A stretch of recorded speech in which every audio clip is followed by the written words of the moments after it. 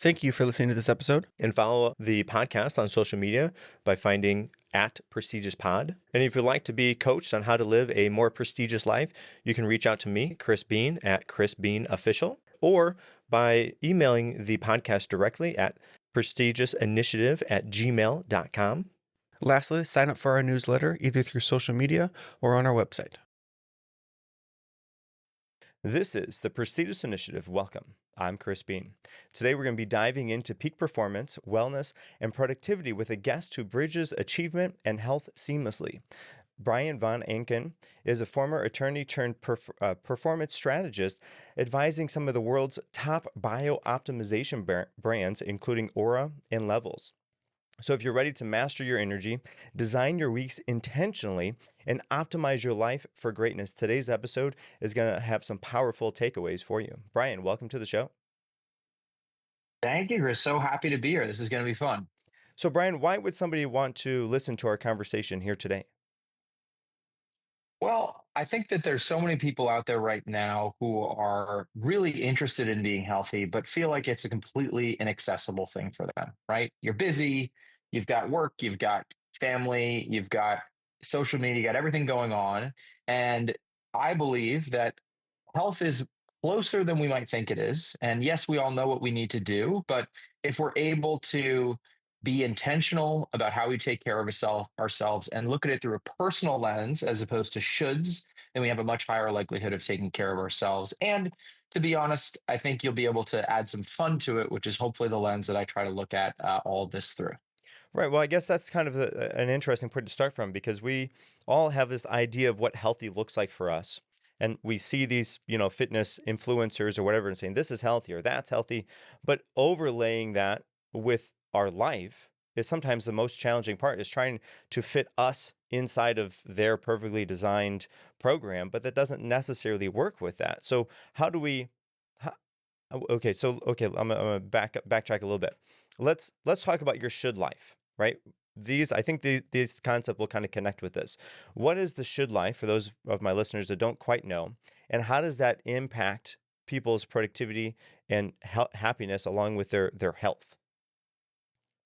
Yeah. So the word should, I believe, is kind of scourge on our vocabulary. So the word should actually does not exist in quite a lot of languages. Some indigenous languages, some European languages.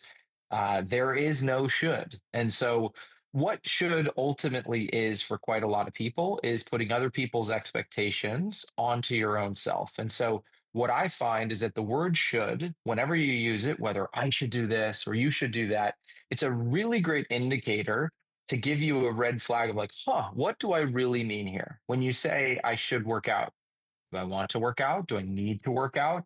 If you double click on it a bit, you're able to truly understand what matters to you. And like I said, like you were saying before, you'll find that a lot of the things you feel like you should do, which end up taking mental load, which end up making you feel bad about yourself, are not things that you truly want or desire, but are other people's expectations put onto yourself. I know this can happen. This happened to me on a macro level where I grew up living the should life. I was expected to get good grades, get a good school. I went to law school, did all the things that I believe society expected of me. But ultimately, when I was able to take some time to reflect, when I was able to figure out what are the things that actually light me up, what actually make me healthy, what actually make me fulfilled, it just whittled down the list a lot more because, like you said, right now, being healthy is overwhelming. There's way too many things that you should do, and it's impossible for one human to do it unless they don't have a job, they don't have kids. And even if that case, like I don't know how you live a life like Brian Johnston is amazing example of somebody who's doing everything he can, but wow, he has a team behind him. I don't know how much social life he has. He's sacrificing things in order to do that. And so what are the shoulds? Strip them away, find the things that are important to you. That's what I try to encourage people to do. And I guess really, if we can take away that should, what it does is it allows us to find our priorities and kind of set our attentions to be something that we can actually fulfill on. 100%. And I think it's important to realize that for any of us to have the hubris to believe that we know what is right or should do is I think we need to maybe loosen that a bit. We know that there's things that we'd like to do or need to do, but the shoulds, especially if you say them to other people or to your kids or whatever it might be, they end up becoming burdens to some degree. And yes, like you said, absolutely, it allows you to prioritize what actually are the things that are going to move the needle for you. And maybe it's not the word should, but it's whatever is going to crack the door open for you to get curious about what I call your total health formula. So I believe all of us have a total health formula out there, which is the minimum number of inputs that you can do, healthy inputs you can do per week that allow you to feel like you are living the life you want to live. And for each person, that's going to be different. For some people, it's going to be, I need to make sure I meditate every day. For some people, it's going to be, I need to work out once a week. For some people, it's, I need to go fishing once every month.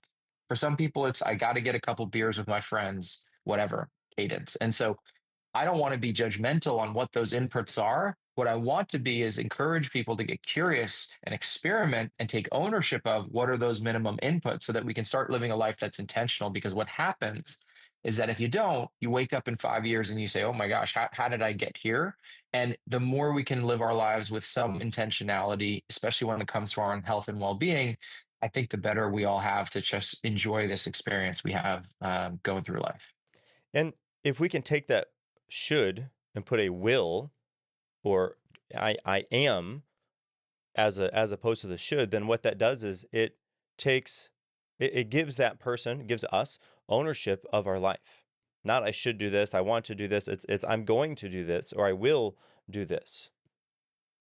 And I think you hit the nail on the head that one of the most important aspects of behavior change, James Clear, Atomic Habits, talks a lot about this, is identity.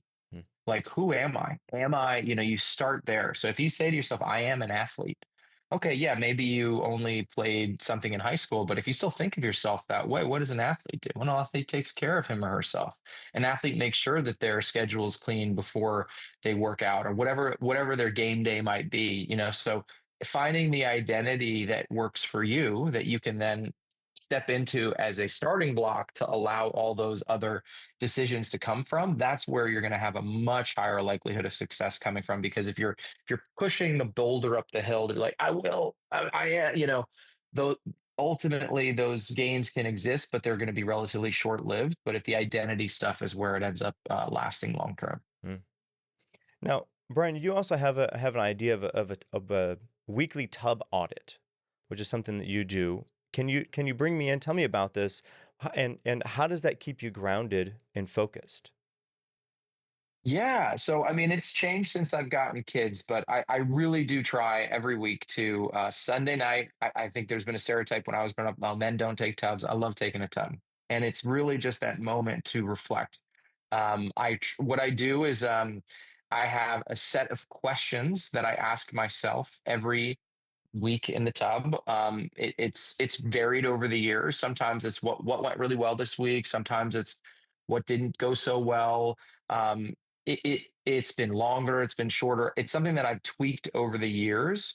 But what I do is essentially once a quarter, I lay out, 1 to 2 really clear goals of what I'm looking to get done, whether it's personally, whether it's professionally. Then what I do is I check in with myself in the tub on Sundays of like, how am I doing on those things? How do I feel about it? I don't try to put too many checkpoints on it. I don't try to put too much pressure on it. I'm not trying to make it a difficult exercise, but it is data that I'm collecting over the time so that then once every quarter I go back on, I say, oh, how'd that go?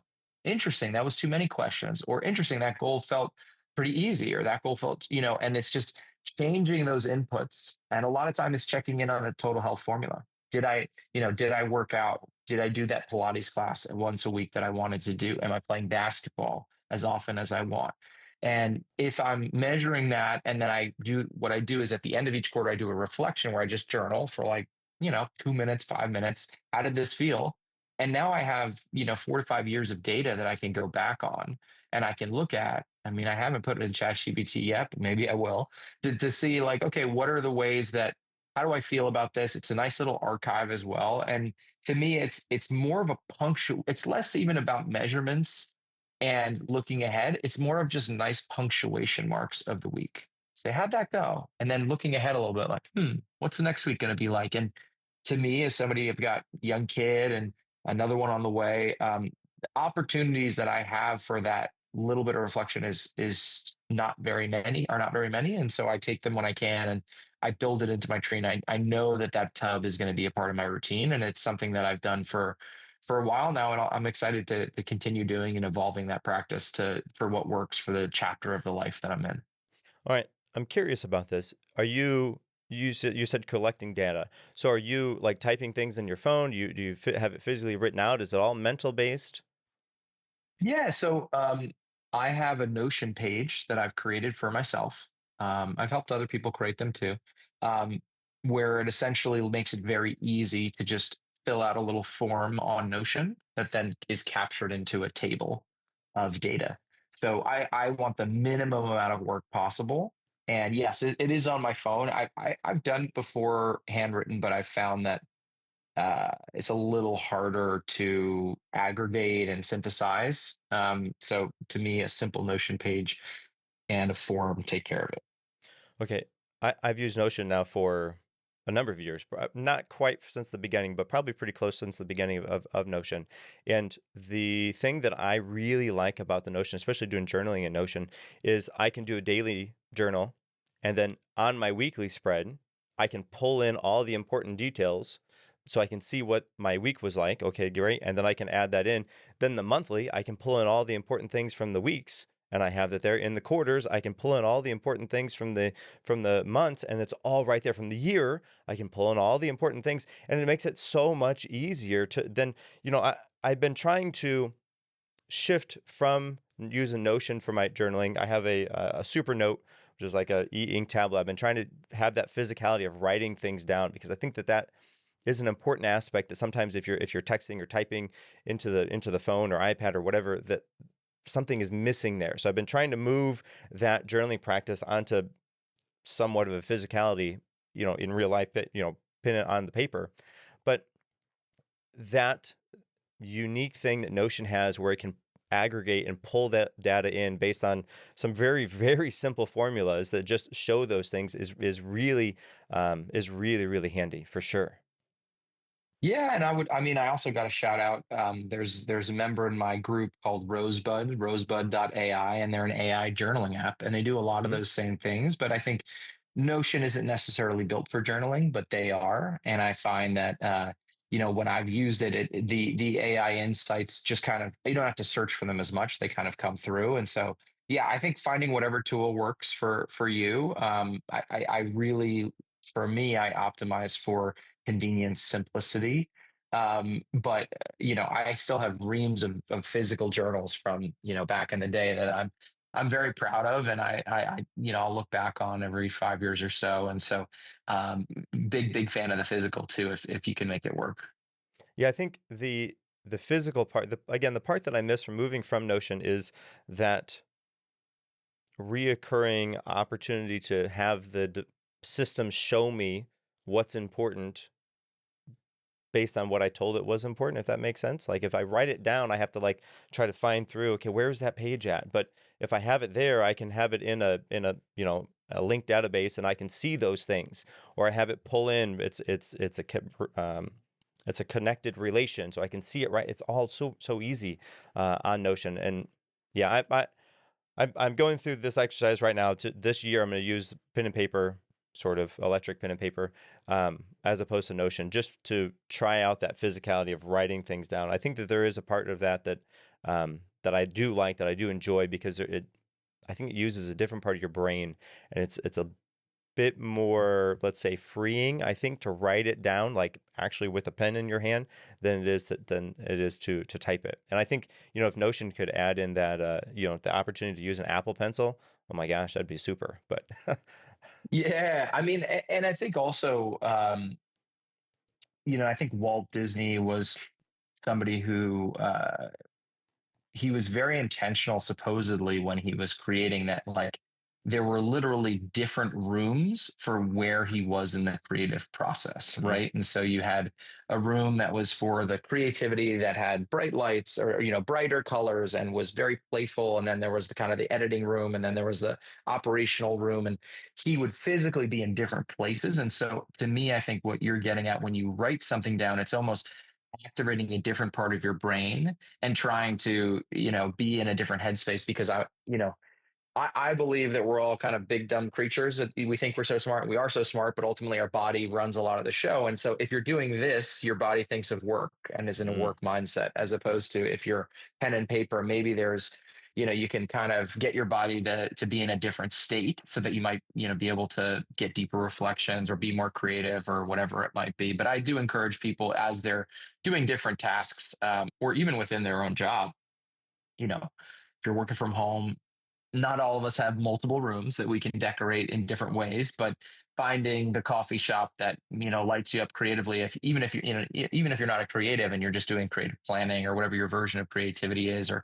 finding the room that feels more efficient. I mean, I use there's Suka, there's Brain Dot, there's all these like musical cues that you can obviously get to that can get you there. But finding it goes back to the experimentation, finding the thing that for you is going to get you in the right headspace to do the work that needs to be done based on what kind of work you're doing. Well, and I've even done where if I'm sitting in, let's say this chair specifically, if I'm facing this way, I'm in podcast mode. I have like a rolling chair, like an office chair that slides in. My desk is right in front of me. If I'm sitting in there, then I'm doing office type of work. But even though I'm in the same space, I'm in a different chair, or I can turn my chair a different direction, and just that small subtle cues primes your brain to think, okay, I'm in this mode of thinking, so I'm doing this, or I'm in this mode. And that seems so small, so easy to do, but it really does do something. It connects with your brain. It primes it so you're ready to do that type of task. And you talk about having music. You can have, a playlist for admin work. You have a playlist for, going to the gym. You have a playlist for whatever it is. But that being in the different space, even if you turn the chair 90 degrees, coupled with even just a small playlist, that just a handful of songs, just to kind of promote that type of thinking, those things start to click and shift things for your brain to get you into that mode even before you are probably even ready to do that type of work. That kind of primes and gets you set for that. Yeah, and I think you're getting at something that to me is really important, and one of my fundamental pillars of how to take care of yourself with it, which is kind of punctuation marks, I'll say, right? Of being really intentional. Like when you start a sentence, you capitalize the first letter. When you end it, you put a period on it. Or if you're going to transition, you put a comma on it. Like that is how we speak. That's how we write. I guess that's not how we speak. That's how we write. And so I do that with my own work days, right? So I start off my work days. I have as a 2 minute mantra. It's very, very simple. It's mostly addressing my subconscious. It's nice music. It says things like, you're about to, and you can create. You're the creator of your own life. You're about to have a great day. Here's, you go be kind, be generous. All the things that I want to remind myself to be in 2 minutes. And then it gets my brain ready. Okay, we're now ready in work mode. And then I try to do the same thing, put the period marks at the end of my week, where I'm doing a yoga class at 4 p.m. on Friday if I can. A quick one. Even if I can't do it at a class, I do it at home, just to signal to my body. And then, like you said, as you're transitioning from, let's just say, work mode to podcast mode or whatever your version of that is, your punctuation mark can be, to me, I've found that breath work is an incredible tool that can be used to change your state pretty quickly, literally within a minute or two. I think meditation is incredible, but I think that it takes a lot of experience to be able to use meditation in a way that can change your physical state very quickly.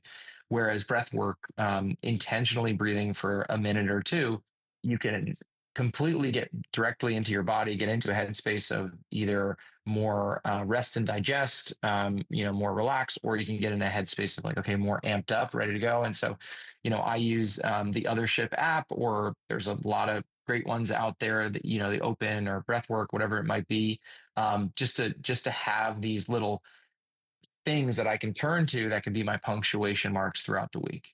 And what an interesting concept to think about, starting your day with a capital letter and then ending your day or week or whatever it is with a period, where like oftentimes, especially leaders, they struggle with that connection between the end of their workday and the beginning or the continuation of their home life. That it's kind of like when you are falling asleep. We don't often know when we fall asleep, but we know that we did fall asleep and we know when we woke up. That window, I think, is similar for a lot of leaders. And having that opportunity to end the day, they close the door at the office, or they get in the car at the office, they do a little bit of breath work. They say a mantra, or whatever it is, they set their attentions right to say, okay, now I'm home, I'm going to be with my family, work is done, or whatever they need to do. But that act of going through and putting that punctuation at the end of the day, so they can begin or continue on with the at home life for themselves. And I think that is a very interesting idea. You talked about meditation. I got a question for you on meditation. Okay, do you meditate?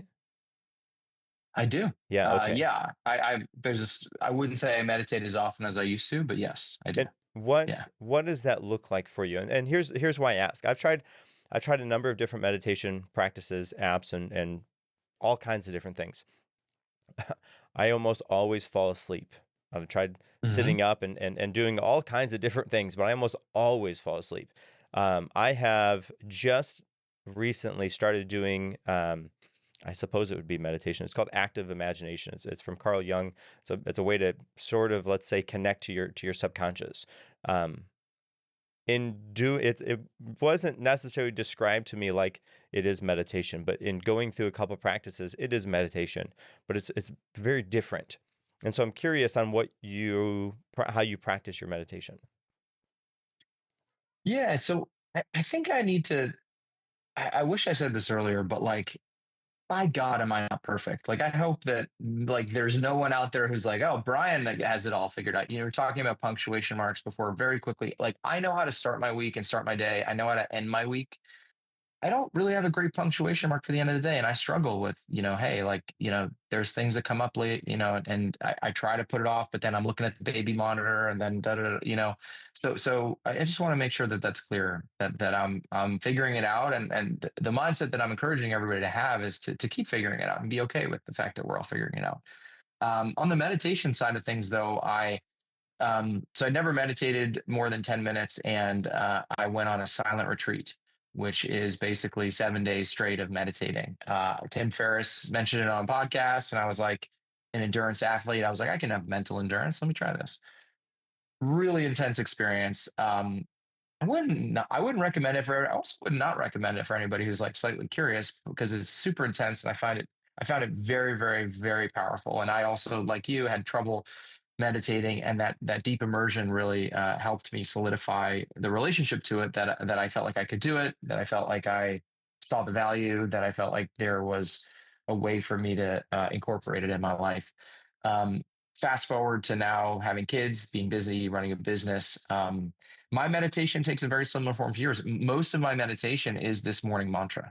Mm. I'm not necessarily actively spending 10 minutes focusing on my breath and clearing my mind of all thoughts. Would that be valuable? Yeah, sure. But it's not part of my total health formula. It's not part of my minimum inputs that allow me to feel the way that I want to. And I'm sure there'll be more stages in my life where I incorporate it more. But for now, I can get by with a couple breathwork sessions, this morning mantra. And then, I think really it's an as needed basis for me. The way that I live my life, if I really need a reset, I can go back to some of these practices. And frankly, I need guided meditation now because I'm kind of out of practice. So, like on some of that stuff that you're mentioning, or loving kindness meditation, whatever it might be, the state that I'm in. But um, for right now, it's not as active, but I feel fine about it, and I'm excited to come back to it when it makes sense to. But there's something about young kids that just feel like a life curveball of mindset, of time, of relationship to self, prioritization versus others, and it's a real great exercise in um, distilling down the essentials when you're faced with something like that. Hmm. Well, okay, so I have three kids. I have 9-year-old. I have a now 7-year-old. She just had her birthday last week, and I have a almost 5-month old. So I understand All how right, those so go. I won't complain then. You got me covered. Yeah, yeah. The kids, they definitely change your priorities. They help show you what actually is important, and it helps you find your values. And when I say values, I mean not honesty, integrity, but I mean like value, like how you value spending your time. And if you can find the values like that, where on how you spend your time, that changes your whole outlook on your days, your weeks. This whole equation changes because it's not all of the shoulds pretty much fall away. Because if I can live a life that is aligned with my values, if I actually have values, I have them written down, I have them. In fact, I have a practice that I've done where I find a value. I have a handful of values that I have, and I have them written down. I have them rank ordered, what's most important on down. I have a why associated to each of those values. And I have one last step, which I think is the game changer, is I have an affirmation for each of those values. And Mm. I've set up my Apple devices to via reminders in Apple to bring me that affirmation when it's most valuable for my day. So my affirmation for to be the best parent that I can be isn't delivered to me now on a random Tuesday at 10:30, but rather on the weekend when I'm at home spending time with my family. If my one of the affirmations I have, one of the values I have is to be I'm a martial arts instructor by trade. That's my day job, quote unquote, although I work in the evening time. But anyways, my affirmation for that is that I'm the best martial arts instructor in the world. Maybe that's not necessarily the case, but that's my affirmation for that. And I have that go when I'm at work because that's when it's most important. So having the kids, I think, really set me on that path to find out what values mean to me, to restructure that, and then allow me to design a life that where I can stay in line with what those values are. It's an amazing system, and I've done some similar types of things. For me, that morning meditation ends up capturing a lot of my affirmations, but it isn't custom. I used to actually, I used to record myself saying my own affirmations and listen to it, but I couldn't stomach my own.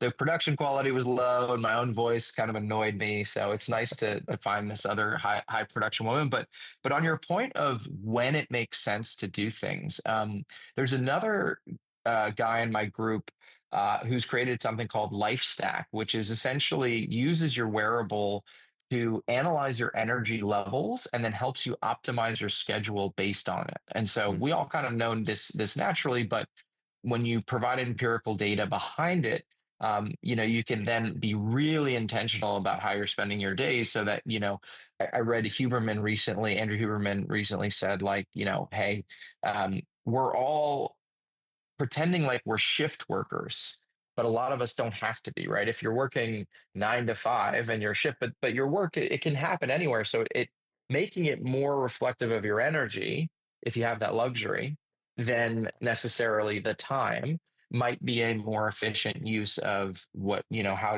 to spend your days so that you're not, you know, whatever forcing it too much in the times that are not necessarily optimal for you to be doing X, Y, or Z type of activity. For me, I'll tell you what I do is I schedule no calls before 11 a.m. I do my deep work in the morning, starting at about 8:30. Once I drop my son off at daycare, and then I've got tasks that are pretty clear. I don't want to spend any time figuring out what the tasks are. I use a to-do app called Things that helps me figure out what is top of mind. Then I start taking calls, and I schedule in work block exercise blocks for my exercise for the week, and then I'm just taking calls in the afternoon because that's when I find that I'm most alive and open to doing that sort of thing. And then I wind down around 5, and then spend time with my son till about 7, till he goes to bed 7:30, and then I might hop back on and do a little bit more work if needed, or just relax with my wife if I can. That's kind of the rough outline of an ideal day. okay, now that brings in the idea of that energy calendaring. Not everybody has the same energy expenditure in the beginning of the day versus the middle of the day versus the end of the day. Do you have any exercises, any things that you would recommend for somebody that's trying to find when that deep work block is most optimal for them, or where, you know, how do you go about finding where the energy is for the person and then to, fit that into the calendar? What does that look like? Yeah, I mean, I would really highly recommend this LifeStack app because they're the ones who are gonna be able to tell you from a more empirical, data-driven way. But if you're not wearing a wearable and you're not going about it, I mean, honestly, the best way to do it is experimentation and logging, right? So trying your best to do the deep work. I have a newsletter that I'm going to write. If I were to try to write it at 4 p.m., it would just feel like such a slog. But if I Mm. do it right in the morning, it just feels different. And so just trying out what are those harder tasks at different times of the day and seeing. But it's really going to be like it's weird. It's for me, if I get going on something, it actually gets so don't I would encourage people to not be almost hack yourself into getting into it a little bit, right? Some people have said just start writing the first 3 lines or put on the music that gets you in the mood, or don't be obsessed with perfection. And if you can get past that initial resistance, this is true in so much of life. You get through that initial resistance and then the experience is actually quite palatable and doable, and you have more in you than you thought. And so I think the goal can be, yes, finding the right time, but I don't think any time, we need to remember we're dumb animals, right? So we're supposed to save resource, save energy. That's our brain is like, don't, if that's work, we might have to go run from a lion later. We can't expend stuff. So it's very natural resistance. And so just getting ourselves past that, and then we can get through it. And so, yeah, finding the way, I think, yes, not only the timing, but what are the ways you can get through the initial resistance that are going to help you be more productive? I think that's a really important aspect of it too. Well, so in the martial arts, I teach my students that motivation follows action. Like people are waiting around to be motivated, and this motivation becomes this magical mystery mojo juice that everybody's waiting around to take a shot of. But it's not real; it doesn't really exist. But motivation follows action. If you go and put some action in, you'll be more motivated to do that next thing, or that you'll continue on with the same thing, even if it's you don't feel like writing that blog post that you have to write, or the newsletter, whatever it is. You go do some laundry, or go get up and do something. Get your energy going. Go do some exercising or whatever. Then you'll be more motivated to do whatever that tough task is, because motivation follows action. I've almost always found that to be true. And on the days, weeks, and the times that I just don't want to do anything, get up and do something. Move. Get up and move. At the very least, get up and move your body. Then go do the thing. Yeah, and the other thing I'll say about that though is that I'm somebody who can be very judgmental of myself. This is just my past and the way that I think about things. And so I love football. I love watching football on Sundays. I used to beat myself. I'd be like, this is such a waste of time. What are you doing? Sitting around, you could be more productive, you could be working out. And I've started to think of myself. There was one of my quarters or whatever is like, you know, if you look at a lion does such big work. They kill a gazelle, they do the big stuff, but then they're resting like quite a lot. And so if you think of yourself as more of a lion and less of a robot, then you've got a better opportunity to like, hey, I do my great work, I follow my energy, and then if you gotta go watch football or scroll Instagram and it's when you truly need it versus if you're just uh avoiding something. But just giving people permission to like, hey, all right, every week or every other week, if you gotta do that, then that's okay. That's part of Mhm. life. Yet having that opportunity to recover and replenish our energy is just as important as actually getting up and doing things. Yes. Exactly. Now, Brian, I know something that you are big on is having that inbox zero and maintaining that inbox zero, that I know is so challenging for so many leaders. And I, I can tell you, I have been inbox zero for about 3 years now. I have a variety. I have like a personal email, I have a work email, I have a email. I have like 3 podcasts. But each of the podcasts has an email. It's not hard to do. I don't find it's hard to do. What do you think is the stumbling blocks for these people that are struggling to chop away at those 10,000 or 18,000 numbers of emails that they have in their inbox? Yeah, I mean, just like getting in shape, I think the initial push is the hardest, Mm, right? So you see that 18,000 number, it's so overwhelming you can't even think about it. And so it's very understandable for people to just kick the can down the road.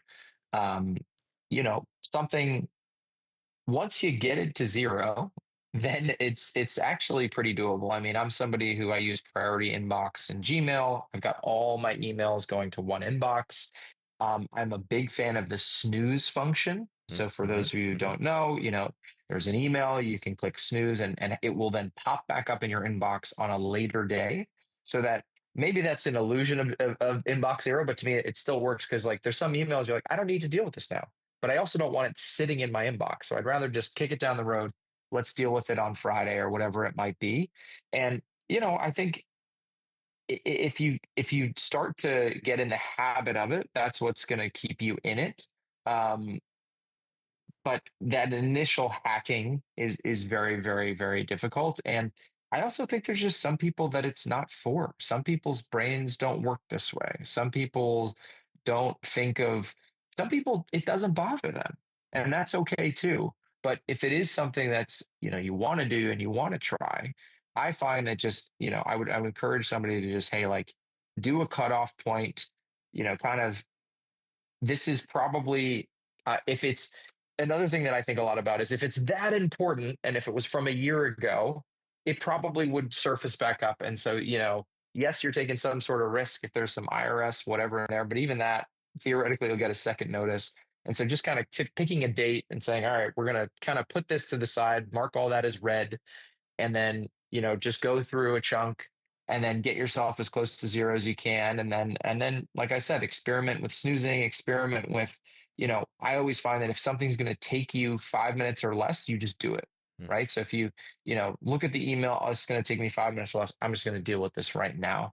And that's hopefully you're not checking your inbox every minute, otherwise you're never going to get anything done. So being intentional about when you check it and batching it. I usually batch a lot in the morning and then maybe one time in the evening. But it's never perfect. Any of this is perfect, but I believe in people's ability to.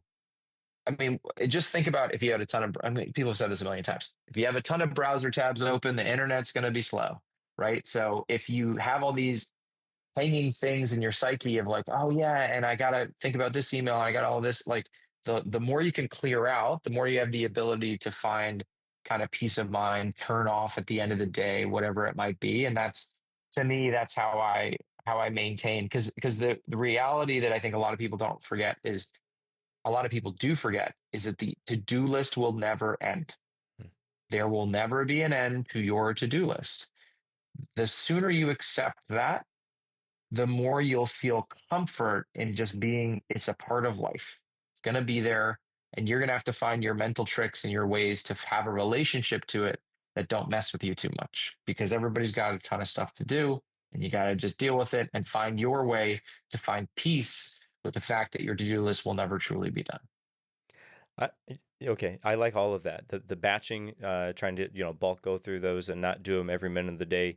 Also, it's common sense, but if you don't want those people to be emailing you, unsubscribe from them, and then you don't get any more emails from them. Um, the snooze function is wildly helpful, especially in a business sense, because lots of times in a business environment, those emails are directly connected to a to-do list, right? I have this email that is connected to this thing that I have to do, but I can't do it yet because I'm waiting on so and so to finish their part. So snooze it. And then it comes back. Okay, then you check in with so and so. Are you done with this yet? No, not yet. Okay, snooze again. Or hey, how come you haven't done this yet? Or whatever it is. Um, this is so helpful. And I think that one thing that I have done as well is like in order to unsubscribe from these emails sometimes is tough because that whatever advertising people, they get my email and then they sell it to 1,800 other people. Apple has a function where it's a hide my email, where it sets up a private relay where they don't actually get my own email. They get whatever garbage that Apple makes up and that forwards it to my inbox. And if I don't want that on, I just turn that email off, and it doesn't matter that they sold it because they don't ever have my actual email. So like 98% of the time now, if not 99% of the time now, I almost always opt to use that, because then if and when I need to, I just turn that email off and there's no more, which is such a handy feature that I think not very many people know about, or at least that I've interacted with. Totally. Yeah, I need to do a better job of unsubscribing because I've just got this priority inbox. So Mm, I have a ton of unread emails, but I don't worry about the unread ones that don't get to my priority inbox. And so um, I could go back and clean that up. But like, yeah, I don't put pressure on myself to have everything unread. It's just the priority ones mm. are the ones that matter. Mine, uh, my unlike a to-do list where that number never changes, the number in that email, the little red number, in, on my phone or at whatever, man, that is like it makes me anxious. Like if it's like 18, I'm like, oh, I need that number to be 0, Oh and it's yeah, so gone.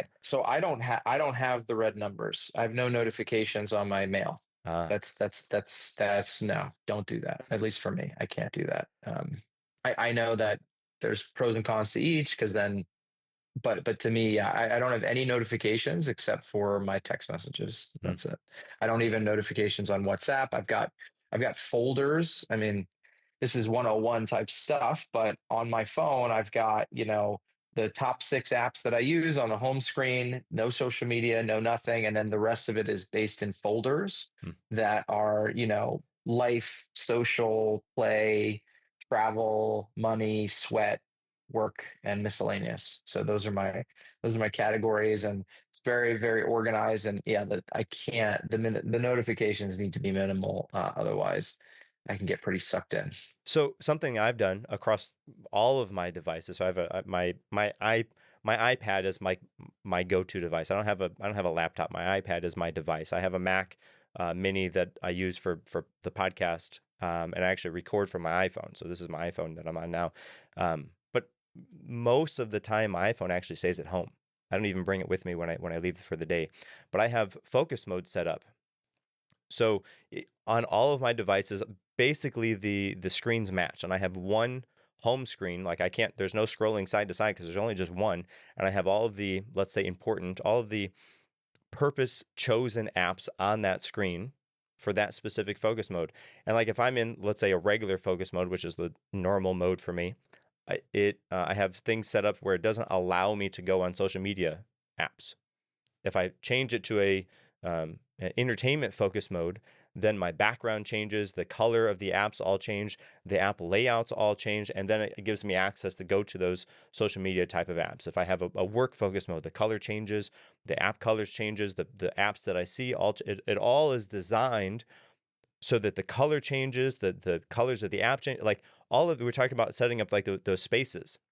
That puts me in the mental space. If I see blue, I know I'm in productivity mode. If I see green, I'm in work mode. If it's red, then it's entertainment mode. If it's black, I'm in podcast mode. And all of those, they change the notifications that I get.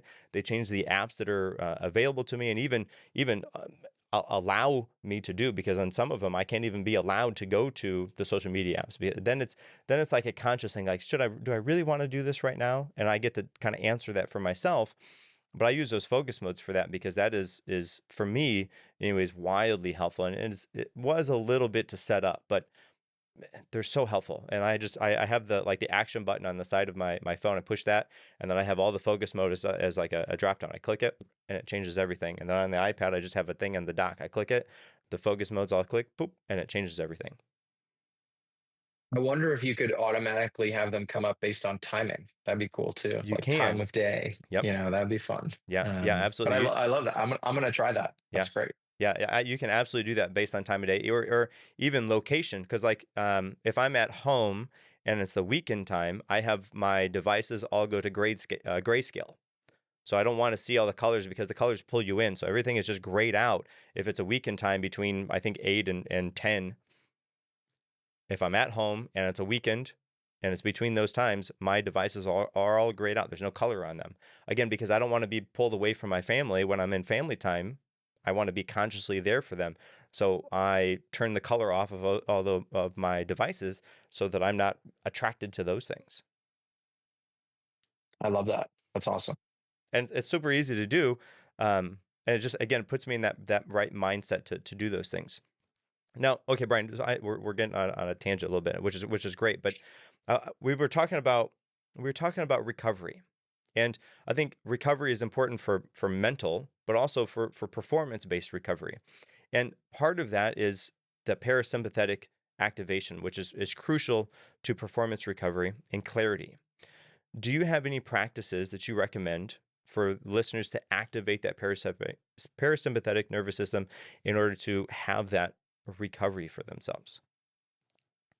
Yeah, I mean, I wish I could say I'm gonna reinvent the wheel here, but to me, I'm very much I'm doing breath work. I'm deregulating via breath work. I sauna cold plunge once every 2 weeks or so as a means for me to try to get my recovery in. I'm very much doing Pilates as a active recovery complement to basketball because as I'm getting older, my knees and my back are hurting. And so this is something that's like a really good active recovery. Um, but I also, yeah, I don't know. I feel like I have a red light. There's something called Kineon, which is this like acute red light that you put on a specific part of your body that I found when I tore my calf. I found that that was very helpful to like recover from.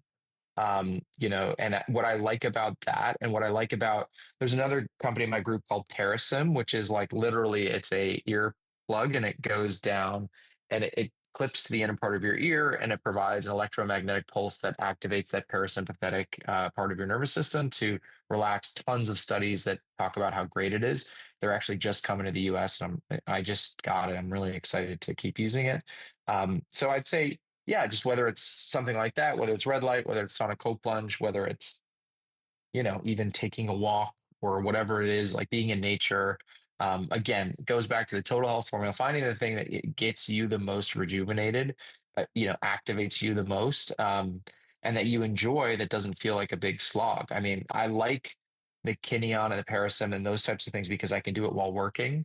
I can still be on my computer and get some active recovery. It's not perfect, but I like I just like doing things that can easily fit into your day. That's why the sauna I would sauna cold plunge every day if I could, but live in New York City and uh you know I gotta work sometimes, so I can't just go take 2 hours out of every day. So and I always try to turn those meetings, by the way, into business meetings, you know, finding a friend meeting or business meeting, kill two birds with one stone with your recovery, right? Go do it with someone else. I think that's the way that you can really build recovery into your day. Um, but yeah, it's going to be different for everybody.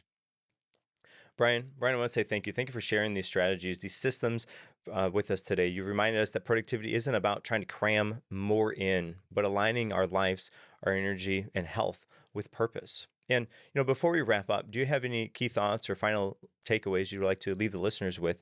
And if they would like to get in contact with you to learn more about you, what would be the best way for them to do that? Yeah, I mean, this is such a fun conversation. I appreciate you having me on. If you're interested in following along, I'm on LinkedIn is my primary place. It's just Brian Von Ancken, VON space ANCKN. I'm sure the link will be in the show notes. But yeah, I feel like also I run a community called the Wellness Growth Mastermind. It's a bunch of leaders in the health and wellness space. So if you're working in health and wellness and you're interested in growth and you want to get together with other people in the space, please, reach out to me. I'll put my email in the show notes as well. But I really think the big thing that I want to put on a billboard, if I could, is know yourself and have fun, right? So know yourself, take a little bit of time to be introspective, think about your shoulds, um, do the journaling, find your version of knowing yourself, and then have fun. Like, get out there and play. And like, that's the most underrated thing in wellness that people don't talk about is play and fun and finding the ways for you to optimize, but also to have fun with it, not take yourselves too seriously because everything just ends up running a lot more smoothly if you have fun with it. Don't take yourself too seriously, and just um, realize that yeah, there's everything is a lot more fun if you have some fun built into your life. So that's my parting thought, I'd say. Well, thank you, Brian. And listeners, start by choosing one of the practices that we talked about here today. Try implementing it into your week. And remember, greatness isn't built in a day, but it is built daily. Until next time, I'm Chris Beane, and this is the Proceedus Initiative podcast. Make every day count.